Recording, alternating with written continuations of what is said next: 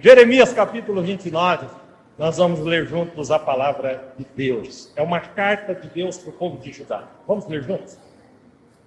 Diz assim: assim diz o Senhor dos Exércitos, o Deus de Israel, a todos os exilados que eu deportei de Jerusalém para a Babilônia. Edificai casas e habitai nelas, plantai pomares e comei o seu fruto, tomai esposas, gerai filhos e filhas, tomai esposas para os vossos filhos, e dai vossas filhas a maridos, para que tenham filhos e filhas. Multiplicai-vos aí e não vos diminuais. Procurai a paz da cidade, para onde vos desterrei, e orai por ela ao Senhor, porque na sua paz vós tereis paz.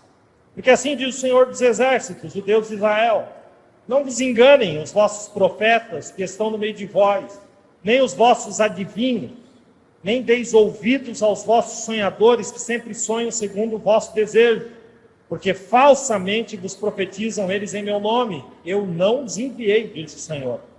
Assim diz o Senhor: logo que se cumprirem para a Babilônia 70 anos, atentarei para vós outros e cumprirei para convosco a minha boa palavra, tornando-os a trazer para este lugar.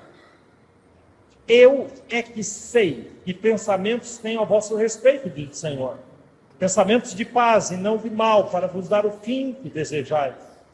Então me invocareis, passareis a orar a mim e eu vos ouvirei. Buscar-me-eis e me achareis, quando me buscardes de todo o vosso coração.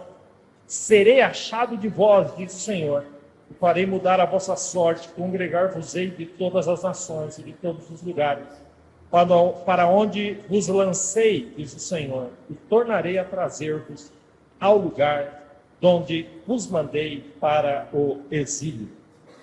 Esse texto é uma carta de Deus para o povo de Judá. Por isso o tema é uma carta de Deus. O povo de Judá, uma carta de Deus para você. Você vai perceber isso nessa noite. Sabe, eu não sei que sonhos movem a sua vida. E caso você tenha sonhos, se esses sonhos eles foram estabelecidos na presença de Deus, ou seja, se os teus sonhos estão alinhados com os sonhos de Deus. Os sonhos de Deus na nossa vida, eles são o oxigênio da alma. Se você não sonha acordado, eu acho que você precisa dormir então. Todos nós precisamos ter sonhos e somos movidos por isso. Eu não quero aqui me referir aos sonhos gerados a partir da nossa ambição, mas dos sonhos de Deus que são gerados a partir de um propósito de Deus. E o que acontece com aquilo que Deus coloca no nosso coração vai demandar tempo e esforço. A grande verdade é que entre a promessa de Deus e o cumprimento dessa promessa existe a espera. E a espera é o maior desafio da vida cristã. Talvez a pergunta a ser respondida é: o que fazer enquanto o que eu estou esperando e não acontece? Ou o que fazer enquanto espero? Eu conheci pessoas ao longo da minha caminhada de fé, pastoreando, pessoas que tinham objetivos de vida tão bem traçados e trabalhados, e eles não conseguiam aproveitar a jornada, eles não conseguiam aproveitar a viagem. Parece que a alegria só estava na linha de chegada, e enquanto não chegassem, eles não podiam desfrutar. Mas a gente tem que entender que a construção, o processo, pode ser tão maravilhoso quanto o objetivo. Se eu te perguntar, você vai perceber que as coisas mais importantes na vida, elas precisam de tempo para ser construídas, estabelecidas, amadurecidas. Eu posso usar aqui o exemplo dos filhos. Os filhos nascem pequenos, bebês, e até que esse filho se torne um adulto, isso demanda tempo, demanda esforço, demanda foco, demanda atenção, demanda trabalho. Sim ou não? O que acontece é que a nossa impaciência com a espera é tão grande E às vezes, usando o exemplo dos filhos, a gente percebe pais que querem que os filhos pequenos respondam como adultos, pensem como adultos, ajam como adultos. E gera uma frustração porque não tem a paciência de entender a estação dos próprios filhos. Sabe, coisas importantes são alcançadas com o tempo, e o tempo, às vezes, demora. O texto que nós lemos é uma carta de Deus para o povo de Judá. Esse povo havia sido levado preso, como prisioneiro. A Babilônia invadiu Judá e os levou cativos para a Babilônia, prisioneiros para a Babilônia. E a Babilônia não ficava ali em Bitorângia. A Babilônia ficava a 1.600 quilômetros de Jerusalém, a capital de Judá. E eles foram desterrados, como o próprio Senhor diz na carta. Eles foram tirados das suas próprias terras e levados para esse lugar de cativeiro. Existia então uma promessa de Deus de que eles voltariam do cativeiro, mas somente 70 anos depois. Imagine o tamanho dessa espera. Esse cativeiro no relógio de Deus levaria, como disse, 70 anos. E nessa espera, muita gente desanimou. E eu pergunto para vocês que estão aqui, quantas vezes nós já não nos sentimos assim? Parece que a vida não anda, parece que os objetivos não são alcançados. É como se existisse um destino que nunca chega, sonhos que nunca passam de sonho. Se eu perguntasse aqui nessa noite quantos daqui já desistiram da caminhada em alguma área da vida, eu acredito que a maioria levantaria a mão. Se eu perguntasse então quantos aqui já desanimaram, então todos levantariam a mão. Porque todos nós sofremos com a espera, com o tempo e com as circunstâncias que nós estamos vivendo. E muitos de nós perdem a fé nas promessas que são de Deus. E muitos de nós deixam de acreditar em si mesmo, né? Perdem a fé até mesmo em si mesmo. E é exatamente nesse ponto de desespero que muitos de nós buscamos em pontes erradas, em prazeres passageiros, e outros buscam em lugares que Deus não está. E o sinal claro de que você está buscando no lugar errado é quando você busca e continua vazio, continua com um buraco na alma. Então, lançado numa vida de ansiedade por resultados, porque essa é a geração que a gente vive, uma geração que busca resultados, muitos de nós frustrados se cansam, se esgotam, esfriam, e muitos ficam confusos com a própria fé. E é nesse momento em que o povo de Judá estava, como eu estou descrevendo aqui, que Deus lhes manda uma palavra. Eu quero chamar aqui de carta, uma carta. Foi para essa gente que Deus mandou uma carta. É interessante porque a palavra de Deus, ela é atual, ela se renova todos os dias. Essa carta era para aquela geração, essa carta também é para essa geração. E o interessante é que ao olhar para a carta eu percebo como Deus se importa e como essa carta me conforta, porque eu vejo um Deus que se importa comigo. E mesmo que as coisas não estejam acontecendo, Deus, Ele está no meu processo. Alguém pode dizer, pastor, ainda não aconteceu o que eu estou esperando no meu casamento, com os meus filhos, com a minha família, com o meu trabalho, com a minha saúde. Mas Deus tem uma palavra para o nosso coração. E quando Deus manda essa carta, a primeira coisa que Ele vai corrigir naquele povo é a perspectiva de como eles estavam enxergando aquele processo na vida deles. E Deus nos chama aquele povo para que enxerguem a partir do ponto de vista de Deus. Dias atrás eu preguei só sobre isso, né? Qual é a sua visão?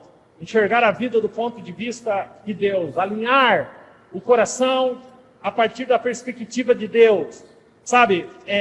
Não tentar entender a vida a partir das nossas emoções, a partir dos nossos sentimentos, a partir do nosso mundinho, mas entender que existe um Deus que está olhando por todas as coisas e que tem algo maravilhoso para cada um de nós.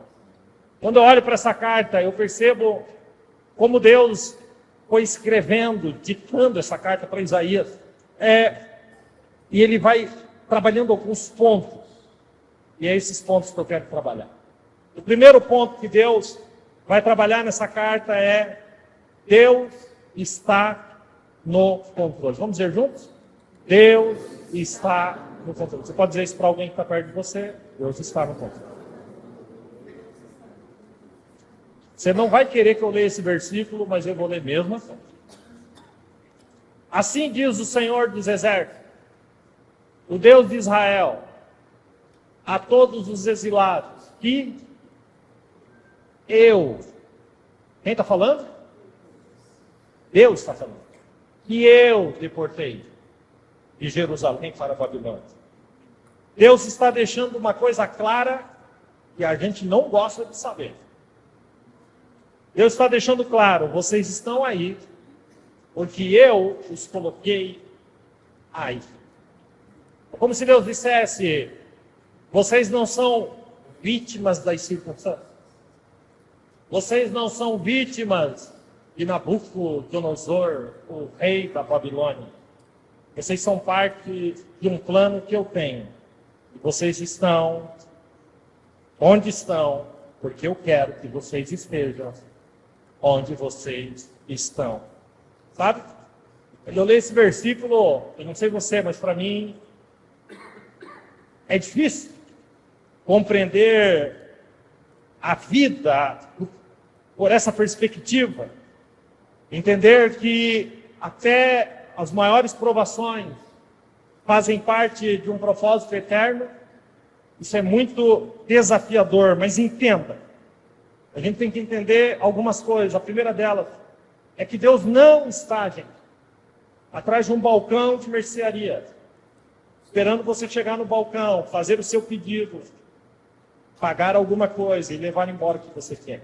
Deus não é esse atendente de uma mercearia celestial, onde você vai lá no balcão negociar aquilo que você quer. Sabe, Deus tem os seus planos. E Deus usa os planos dele para transformar você naquilo que ele te criou para ser. E para nos tornarmos naquilo que ele planejou, nós passaremos por determinados caminhos. Deus disciplina. É diferente de castigar. Deus, ele disciplina. O povo de Judá estava no cativeiro porque precisava ser disciplinado, corrigido. E aquela geração havia errado muito. E agora Deus os estava disciplinando para serem aquilo que Deus queria e escreveu que eles fossem.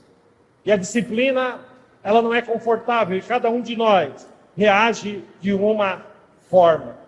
Talvez aquilo que você esteja vivendo, passando na sua vida, você considere isso injusto, e esse senso de injustiça faz com que você assuma uma mentalidade vitimista. Então, assim, estou com problema no casamento, porque o problema é minha esposa, o problema é minha esposa. Eu estou com problema no meu trabalho, porque o problema, a culpa lá do meu trabalho é o meu patrão, é o meu chefe. Eu estou com um problema aqui no Brasil, porque o problema é o governo. Eu estou com um problema ali onde eu moro, porque eu tenho um vizinho lá, é assim, é assado. Um colega de trabalho. De repente você se vê na vida como uma vítima de tudo e de todos. E essa mentalidade de vitimismo é um trabalho intenso do diabo para te colocar nesse lugar. Sabe por quê? Eu não estou falando de uma vítima legítima.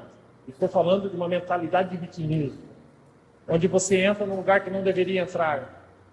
E o diabo trabalha para que a gente tenha uma mentalidade vitimista, porque ele sabe que quem tem mentalidade vitimista nunca será protagonista da própria vida.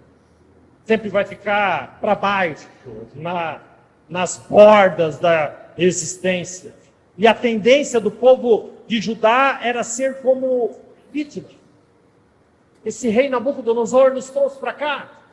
Esse rei nos tirou de casa, nos desterrou, nos fez de nós prisioneiros. Nós somos vítimas. E Deus intervém e diz assim: vocês estão aí porque eu coloquei. Porque eu continuo no controle de todas as coisas. Até mesmo daquelas que você não gosta. Quem está entendendo isso até aqui, diga amém. Sabe, eu preciso entender que se eu entreguei a minha vida para Deus, o que acontece na minha vida faz parte de um trabalhar do Senhor. E por isso eu devo confiar. A confiança é o mais alto nível da fé. Quando eu estudava, eu tinha uma dificuldade de matemática. Quem mais tinha dificuldade de matemática aqui? Levanta a mão. Eu era mais fácil. Quem era bom de matemática? Levanta a mão. Isso aí. Sempre tem essa turminha que arrebenta a gente. Né? Quando a gente ia reclamar para o professor e dizer é impossível fazer, o professor falava desse povo aí que levantou a mão. Mas aí, o professor começava a colocar aquela equação no quadro. Começava a colocar os números. Daqui a pouco colocava colchete, parênteses. E daqui a pouco começava a colocar letras. E eu já não sabia se era aula de português ou de matemática. Tinha mais letra do que número. E ele ia fazendo aquela equação. E eu dizia, não é possível que ele está entendendo o que ele mesmo está fazendo. Mas no final, com tanta autoridade, o professor colocava igual, pá! E dava o resultado. E eu olhava e dizia, eu tenho certeza que aquele resultado está certo. Não tenho a menor ideia do que esse cara fez. Mas aquele resultado está certo, afinal de contas ele é o professor. Sabe, com Deus, muitas vezes é assim. A gente olha e diz assim, o que é isso que está acontecendo? Mas Deus tem os seus resultados. E o fim de Deus é sempre o resultado de Deus, é sempre o resultado de paz. Quem recebe essa palavra, diga amém. Sabe, você não vai gostar, hoje você vai ouvir uma porção de coisas que você não gostaria de ouvir, mas vai ouvir mesmo assim. Essa é para os ansiosos. E Deus tem que trabalhar isso comigo. Eu também sou ansioso. Deus me fez entender que nós não fomos chamados para entender, nós fomos chamados para confiar. E isso é complicado. Por quê? Porque a gente quer entender. E Deus está dizendo, mesmo que você não entenda, confie. Porque eu estou no controle. Paulo tinha um nível de confiança tão grande, que mesmo que ele não tivesse entendendo, a confiança o convenceu a um estilo de vida. Olha o que Paulo escreve em Filipenses 1:6. Paulo escreve assim, estou convencido de que aquele que começou a boa obra em vocês vai completá-la até o dia de Cristo Jesus. Por isso, eu não sei o que você está vivendo ou passando, mas se você entregou a sua vida para Cristo, creia, Deus está no controle. Se Jesus é o Senhor da sua vida, você não é vítima de nada. De absolutamente nada. Alguém pode dizer, pastor, é que você não sabe o que eu estou vivendo. Porque parece que é incoerente a minha vida com Deus. Não é possível isso que eu esteja vivendo. Eu acho que Deus... Há uma incoerência, Deus deve ter esquecido de mim. Bom, quando você vê a história de José, que o povo chama de José do Egito, mas vamos chamá-lo de José de Deus, que viveu no Egito. José viveu uma completa incoerência.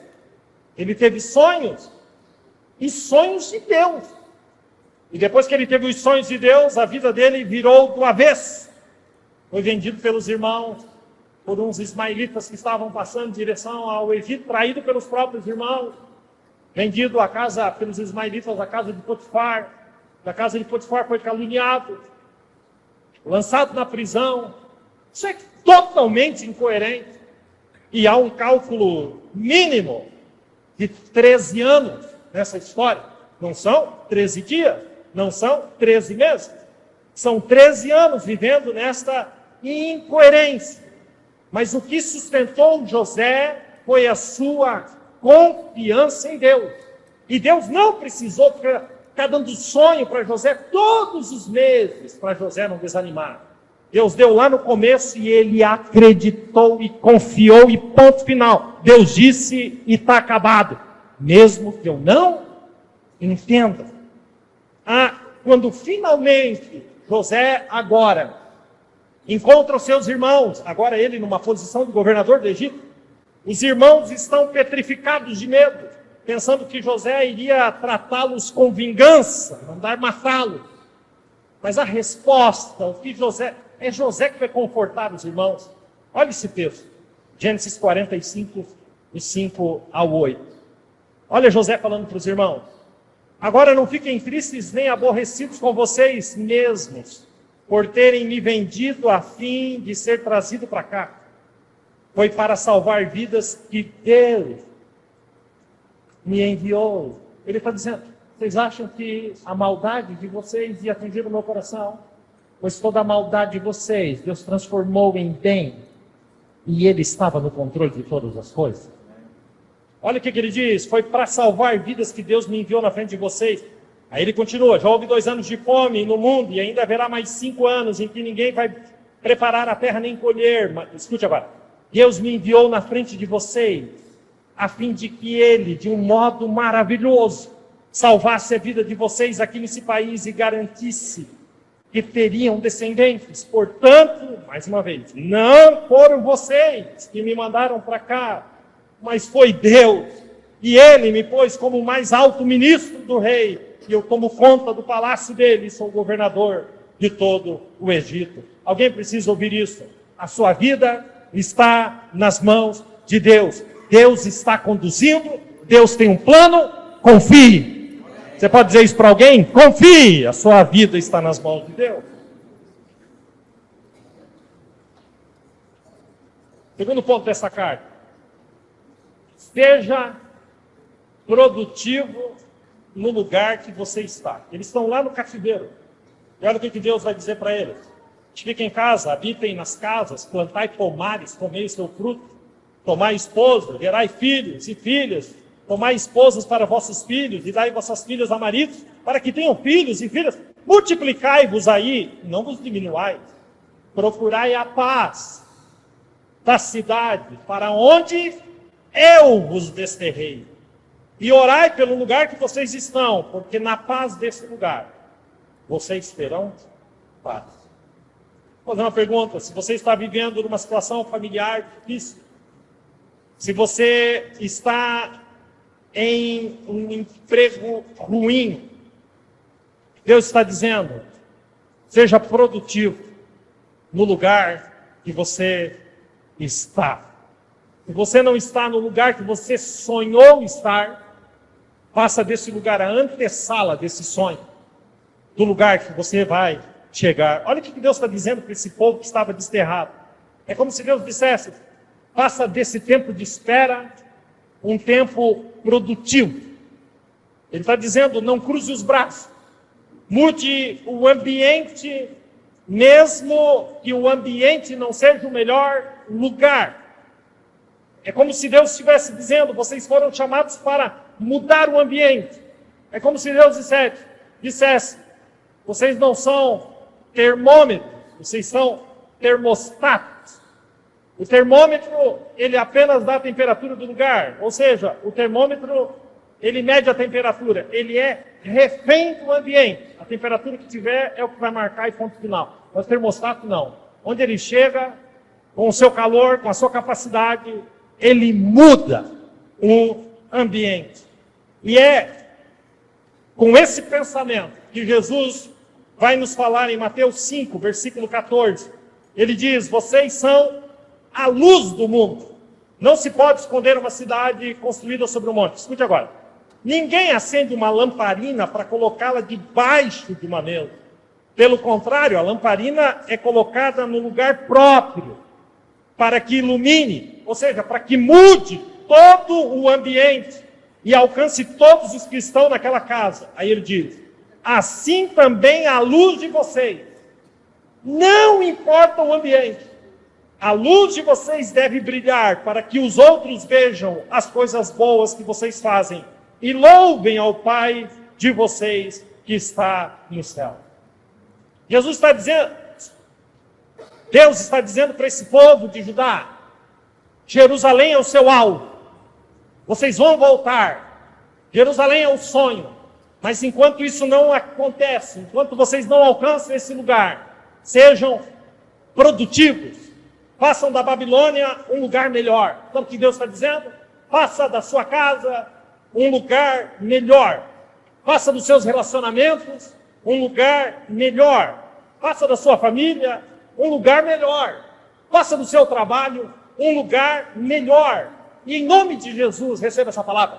Pare de amaldiçoar os lugares em que vocês estão, porque os lugares que vocês estão se tornarão melhores, porque vocês estão nesses lugares. Quem está entendendo isso, diga amém. Por isso, queridos, que, voltando a José, observe como José mudava o ambiente em que ele estava. Quando ele chega no Egito, trazido, depois de ser vendido pelos irmãos aos ismaelitas, olha a trajetória de José. Primeiro, na casa de Potifar.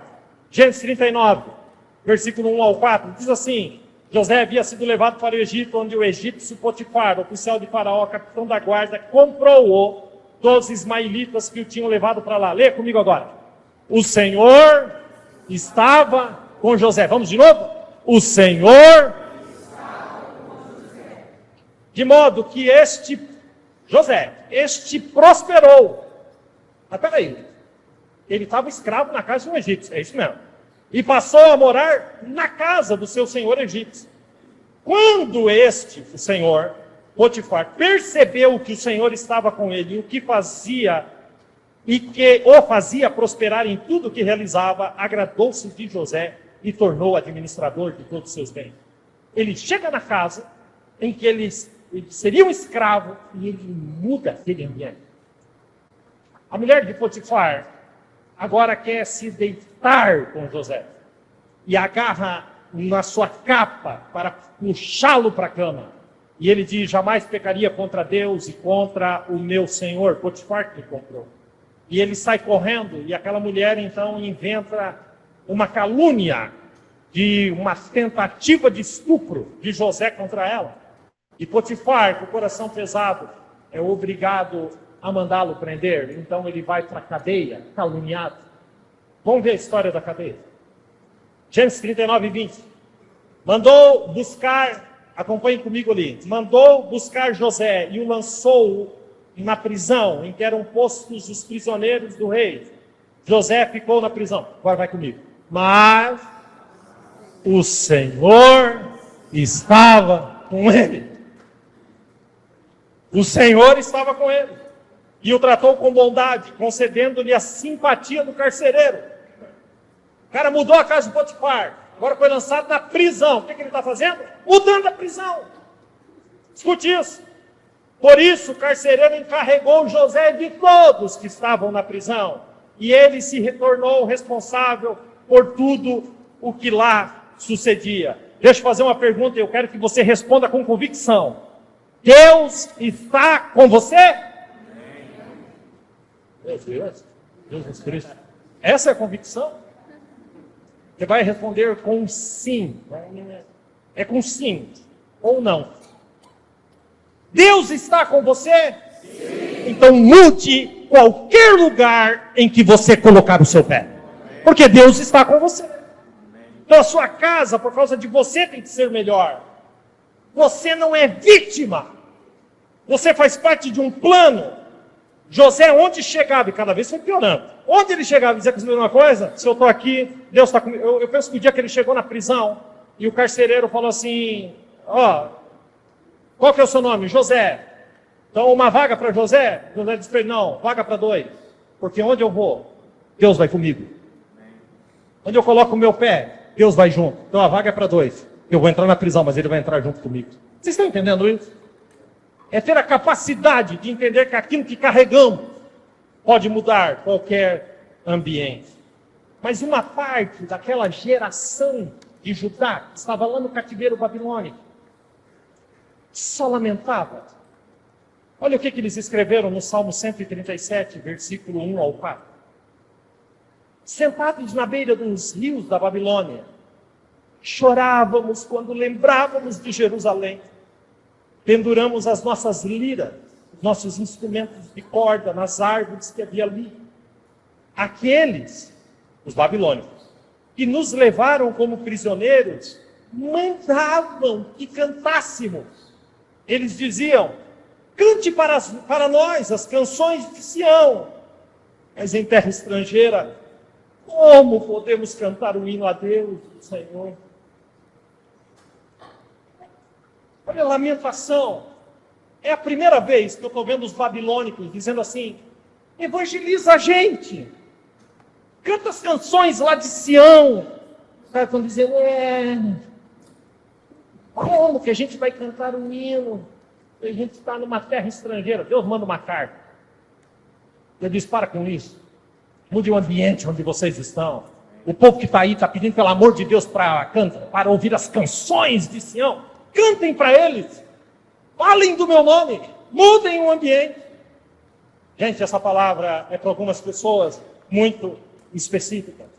Pare de lamentar. Levante a cabeça. Você é um embaixador de Cristo no mundo caído. Sabe, quando Paulo estava preso, ele podia se vitimizar. Mas ele aproveita o seu tempo de prisões por causa do Evangelho para escrever cartas às igrejas. E numa das cartas, ele escreve a carta aos Efésios, à igreja de Éfeso. E no capítulo 6, versículo 19, ele diz, e orem também por mim, a fim de que Deus me dê a mensagem certa, para que quando eu falar, fale com coragem e torne conhecido o segredo do Evangelho. Falar para quem? O cara está preso. Ele continua, ele era prisioneiro, mas olha como ele se apresenta. Eu sou embaixador a serviço deste Evangelho, embora esteja agora na cadeia. Portanto, orem para que eu seja corajoso e anuncie o Evangelho como devo anunciar. Para quem? O homem está preso? Pois bem, basta você ler o resto da história de Paulo na Bíblia Sagrada, e você vai perceber que Paulo ganhou toda a guarda pretoriana. Não teve um guarda daquela cadeia que não teve um encontro com Cristo, porque quando Paulo abria a boca, ele não perdia a oportunidade. A mentalidade de Paulo não era uma mentalidade vitimista, porque um embaixador, mesmo diante das circunstâncias contrárias, ele carrega uma mensagem, ele representa um reino. Quem está entendendo isso até aqui, diga amém? Quarto ponto dessa carta de Deus para ele. Não ouça os falsos profetas. Isso aqui, gente, é o supra-sumo do negócio. O Senhor diz assim para eles, porque assim diz o Senhor dos Exércitos, Deus de Israel, não vos enganem os vossos profetas, que estão no meio de vós, nem os vossos adivinhos, nem deem ouvidos aos vossos, observe a palavra, vossos sonhadores, que sempre sonham segundo o vosso desejo, porque falsamente profetizam eles em meu nome. Eu não os enviei, diz o Senhor. É interessante como o Senhor diz assim, os vossos profetas. Deixa eu falar uma coisa para vocês. A gente ama ter os nossos profetas, os nossos adivinhos, os nossos sonhadores, aqueles que vão falar e acessar o nosso coração. Por que o nosso? Porque esses profetas que nós criamos, eles não nos confrontam. Eles são mentirosos. E agora, com o advento da internet, nós vamos para a internet escolher os nossos profetas, que vão falar coisas que nós queremos ouvir, segundo os nossos desejos. E o Senhor está dizendo, não vos enganem. Não vos enganem. Você precisa confiar os seus ouvidos às fontes corretas. Por isso, escolha muito bem quem alimenta o seu coração. Pessoas que dizem, que falam em nome de Deus. Cuidado. Cuidado com o que você está se alimentando, porque pode haver morte na panela. Cuidado. Sabe, o evangelho é um evangelho de processo. Então, prefira um evangelho de processo que te leve a um destino, do que um evangelho de atalho que te leve à frustração. E olha que eu conheço uma porção de gente frustrada com Deus, porque diz, Deus falou comigo, e não aconteceu. E aí, o que você me diz? Eu pergunto, foi Deus mesmo? Ou foi os vossos profetas que falaram segundo os vossos desejos? Sabe, Deus não se mistura com uma vida de pecado, de imoralidade, de perversão. Deus não divide a glória dele com ninguém.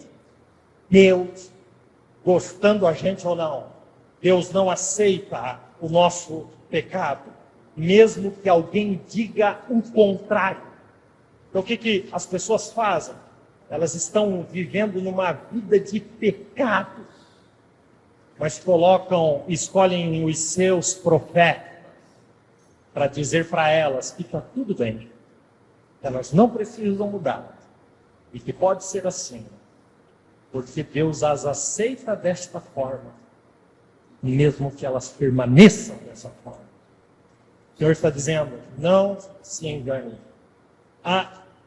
A base da verdadeira palavra profética é a Bíblia. E o Evangelho bíblico tem 4 pilares: renúncia, arrependimento, processo e cruz. Essa é a base da palavra profética. Por isso, o Senhor está dizendo, deixando claro, não ouça os falsos profetas. E então ele parte para o 4º ponto da sua carta. Ele diz ao contrário disso: confie nos planos de Deus para a sua vida. Olha o que ele vai dizer. Eu é que sei. Ele está dizendo, ninguém sabe, quem sabe sou eu. Eu é que sei que pensamentos têm a vosso respeito, Senhor. Pensamentos de paz e não de mal, para vos dar o fim que desejai. Sabe, Deus tem planos a seu respeito. Você estar aqui nesse culto nessa noite faz parte do plano de Deus. Deus tem pensamentos a seu respeito. Olha, coma esse versículo com colher. Deus pensa em você. E os pensamentos de Deus a seu respeito são pensamentos de paz e não de mal. Observe o texto: pensamentos de paz e não de mal, para vos dar o fim que desejarem. O nosso problema não é o fim, o nosso problema é o meio. Pastor, está horrível, alguém disse para mim, uma tempestade se levantou, e eu respondo, ok, mas não é o fim. Deus tem um fim de paz para você. E existem estações na nossa vida, que tem começo, que tem meio e que tem fim. Algumas são rápidas, outras demoram, mas Deus está em todos os nossos processos. Quem está entendendo isso, amém? Domingo passado, quem veio à igreja, quem estava pregando aqui é o pastor Robson. Domingo à noite, pregou domingo de manhã, foi para casa, começou a passar mal à tarde, veio pregar mesmo assim. Isso é um cabra macho. Tudo bem. Estou dizendo aqui que foi a oração do pastor Adriano. Rapaz, senão aqui fazer uma fila aí para você orar pelos outros. Passou mal. Teve uma infecção intestinal gravíssima. Internou na segunda, terça, quarta, quinta. Saiu na quinta. Na sexta-feira. Eu lembro que na quarta-feira à noite nós estávamos aqui e nós fomos orar por ele. E eu disse, ele está no meio no meio desta aprovação, porque como se não bastasse, os dois filhos, o João e o Samuel, também ficaram doentes. E a gente disse na quarta-feira, esse é o meio, o fim dessa tempestade. Será domingo aqui, onde ele estará aqui com a sua esposa, com os seus filhos, no culto de Santa Ceia. Está aqui o pastor Robson, no domingo, no culto de Santa Ceia, para a glória de Deus. Você pode até aplaudir o Senhor por isso.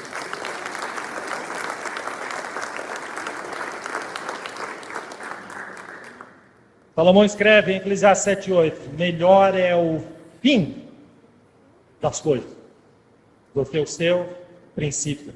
Nós não estamos entregues ao acaso. Deus está comprometido com o plano que Ele tem para cada um de nós. Finalmente, o Senhor vai terminar a carta com o 5º ponto. E olha que coisa interessante, ele termina. Deus quer se relacionar com você. Olha o que Deus diz. Então, me invocareis, passareis a orar a mim e eu vos ouvirei. Buscar-me-eis e me achareis. Quando me buscardes de todo o vosso coração, serei achado de vós, diz o Senhor, e farei mudar a vossa sorte. O objetivo de Deus na nossa vida é que a gente o conheça. Ele está dizendo, me procurem e eu me deixarei ser achado. Sabe quando os filhos eram pequenos, a gente brincava de esconde-esconde com os filhos? E se a gente se escondesse mesmo para valer, eles não achariam a gente nunca. Então a gente se escondia e às vezes eu deixava um pé para fora, atrás do sofá, só para eles me acharem. E então, quando eles me achavam, eu fazia aquela cara de surpresa. Ah, você me achou. Era uma festa. Que saudade. Graças a Deus que os netos logo virão. Mas é isso que o Senhor está dizendo. E o Senhor se esconder de nós. Mas Ele disse, se você me procurar, eu serei achado de você. Você me encontrará. Sabe, porque você está passando pelo processo que você está passando, para entender que Deus é tudo o que você precisa. Olha o processo. Invocarei, orarei, buscar-me-ei e me achareis. É interessante que muitos de nós, quando as coisas apertam, nós somos levados a esse processo de querer buscar a Deus. E quando alcançamos aquilo que queríamos, viramos as costas para Deus. Porque 90% do povo crente dessa geração busca Deus por causa dos benefícios e não por causa de um relacionamento com Deus. Deus quer se relacionar com você. E isso é muito precioso. Quando estamos em um processo de intimidade com Deus, a gente percebe que o Senhor é mais do que suficiente. Então a nossa geração, uma mentalidade que corre só atrás de coisas, distorceu o versículo mais conhecido na terra. Salmo 23, versículo 1. O Senhor é meu pastor e nada me faltará.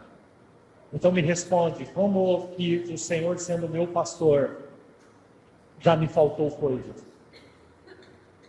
Porque o nada me faltará, o texto não está falando de coisas. O original desse versículo é, Senhor é o meu pastor, e Ele não me faltará, mesmo que falte coisa. Deus nunca vai me faltar. Quem entendeu isso, diga amém. Você tem um sonho?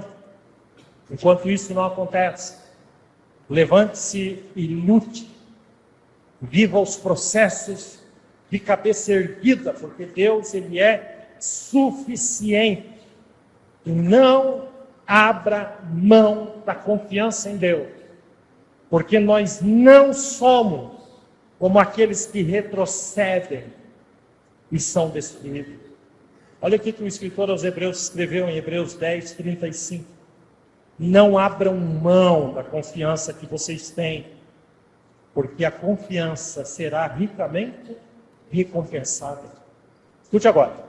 Vocês precisam perseverar de modo que, quando tiverem feito a vontade de Deus, recebam o que Ele prometeu. Pois em breve, muito em breve, o processo vai acabar. Aquele que vem virá e não demorará. Mas o meu justo viverá pela fé. O que o Senhor está dizendo? E se ele retroceder, não me agradarei dele. E agora o escritor aos Hebreus nos chama. Nós, porém, não somos dos que retrocedem e são destruídos, mas somos dos que creem e são salvos. Glória a Deus que nos dá a vitória. Glória a Deus. Pastor, o que eu faço enquanto isso não acontece? Então eu quero relembrar você dos pontos. Enquanto não acontece, lembre-se, Deus está no controle. Seja produtivo no lugar que você está. Não ouça falsos profetas ouvir os planos de Deus para a sua vida. Deus quer se relacionar com você. Nós estamos num culto de ceia. Eu quero que você redobre sua atenção. E quando Jesus vai instituir a ceia, ele está sentado na mesa com os seus discípulos. Em um determinado momento, ele vai falar com Simão Pedro. E então, lá em Lucas capítulo 22, depois você pode conferir, versículo 31, Jesus olha para Pedro e diz assim: Simão, Simão, toda vez que Deus repete um nome 2 vezes, irmão, alguma coisa vai acontecer. Abraão, Abraão. Samuel, Samuel. Simão, Simão. Ele diz: Simão, Simão. Olha o que Jesus vai dizer para Pedro. Na ceia. Satanás me pediu para te peneirar como trigo, para ver o que sobra de você. Eu imagino que Pedro olhou para Jesus e disse: e qual foi a sua resposta? Eu imagino que Jesus deu uma paradinha assim. Eu acho que Pedro começou a ficar nervoso e disse: tu disse não, né, Jesus? E claro, Satanás te pediu porque eu sou teu. Qual foi a tua resposta? Acho que Pedro começou a ter uma crise de ansiedade, esperando a resposta. Então, Jesus olha para Pedro e diz assim: eu falei com o Pai a teu respeito. Eu orei por você, para que a sua fé não desfaleça. Você entendeu essa resposta ou não? Jesus está dizendo assim: eu dei o ok, você vai ser peneirado. Mas eu orei para que a sua fé não desfaleça. É difícil entender isso aqui. É difícil entender isso. Mas Jesus vai concluir. E ele diz: mas quando você se converter, você já pensou, o cara estava na ceia e Jesus está falando para ele: quando você se converter, você vai fortalecer os seus irmãos. Sabe o que Jesus está dizendo? Jesus está dizendo assim: Pedro, você vai ser provado, mas eu vou estar intercedendo. A sua fé não vai desfalecer. E você vai sair do outro lado muito maior. Porque você vai se converter. E então você se tornará esse embaixador que vai fortalecer muitos irmãos. Às vezes a gente está passando por alguma coisa e a gente acha que Deus virou as costas para cá. E Deus nos abandonou. que Deus esqueceu da gente. Então, movidos por esse sentimento de impaciência, de vitimismo, ao invés de confiarmos, nos afastamos. Nos afastamos. Quando Ele nos chama para um processo, quando Ele diz, proveite na fornalha da aflição, Ele está nos amadurecendo, nos tornando maiores do que somos, nos refinando para ser aquilo que Ele quer que a gente seja. Porque Deus tem um plano lindo na sua vida. Eu é que sei os planos que tenho convógicos, o Senhor, planos de paz e não de mal, para vos dar o fim que esperar. Agora, sentado na mesa, Jesus vai dizer, na mesa da ceia, Mateus 26, 29, Ele está participando da ceia, Ele acaba de instituir o pão como sendo seu corpo, o cálice como sendo seu sangue, e Ele diz, eu não vou mais beber do fruto da vida, de forma natural, até aquele dia. Então Ele nos dá o objetivo final. Até aquele dia em que eu beberei um vinho novo com vocês lá no reino dos céus. Ele está dizendo, isso que eu estou instituindo aqui é para que vocês vivam enquanto o objetivo não é alcançado. Ou seja, é o nosso ponto de fé, é a nossa celebração. Por isso que Paulo, escrevendo sobre isso, ele diz, comam e bebam desse cálice. Todas as vezes que vocês fizerem isso, anunciem a volta do Senhor. Sejam embaixadores de Cristo, até que Ele venha. Até que Ele venha. Meu maior sonho é saber de que um dia Ele vai voltar para nos buscar. E aí nós não teremos mais estudos de Santa Ceia. Porque agora nós estaremos com Ele para todo sempre. Nós nos assentaremos na mesa do Cordeiro e celebraremos com Ele. Mas enquanto isso não acontece, Ele está no processo. Eu participo. Eu sou renovado, fortalecido todos os meses por essas verdades. Na ceia eu lembro que Ele morreu por mim, na ceia eu lembro que Ele morreu pelos meus pecados. Na ceia eu me assento na mesa da comunhão. Pastor, como que eu participo da ceia? Como uma vítima? Não! Não! De cabeça erguida. Porque quem baixa a cabeça diante da mesa é o diabo, não nós. Por isso, o salmista escrevendo no Salmo 23, versículo 5, ele diz, prepara uma mesa na presença dos meus inimigos. Unge a minha cabeça com óleo, quem lembra? E o meu cálice transborda. Quando um rei recebia um convidado, e o convidado se sentasse à mesa com ele, ele pegava, e os dois estavam tomando seu cálice de vinho, e acabava o vinho do convidado. Havia um código naquilo ali.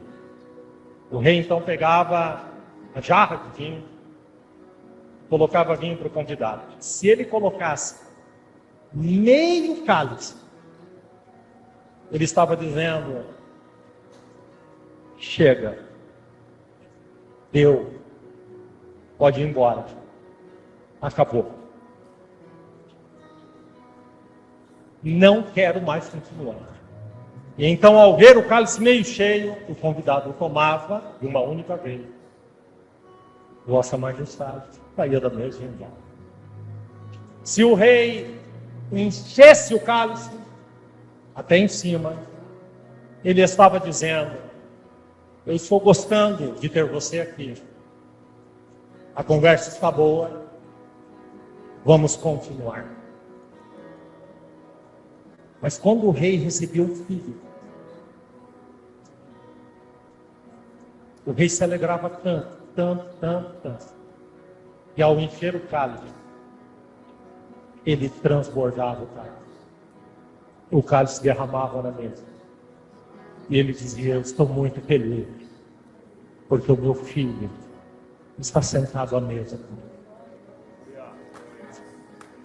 Quando me assento na mesa da comunhão, o meu rei se alegra e o meu cálice transborda. E quando o cálice transborda, o inimigo que só assiste não se assenta na mesa. Ele tem que baixar a cabeça, porque ele perdeu. Ele me comprou com o seu preço, e eu sou filho do meu rei.